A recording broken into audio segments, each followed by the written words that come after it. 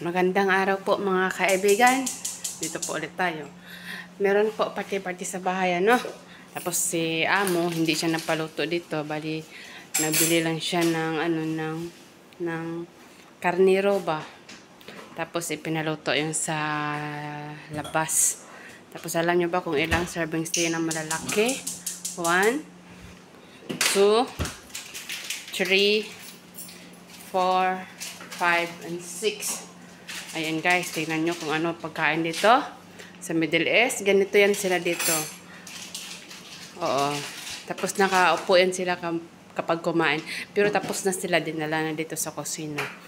Tapos, hindi man kami nagtrabaho ka, pero sila man mga lalaki man, bawal man kami yung mga babae na na pumasok doon.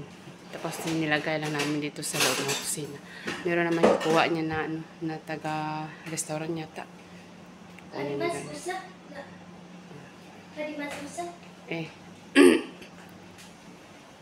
Tapos di ba, bago tayo mapunta dito, grabe yung table sitting, no? Pagdating dito sa Middle East, walang table sitting yan. Ganyan yan sila dito, tingnan nyo. Pag kumain yan sila, nakaupo yan. Dito lang yan sila kumakain sa serving tray, sama-sama yan sila.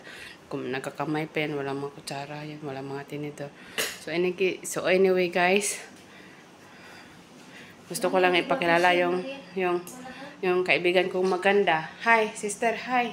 Hi. Assalamualaikum. How are you? Ayan yung kasama ko. Yung kasama kong maganda.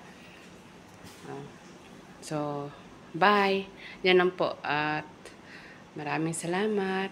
Bye.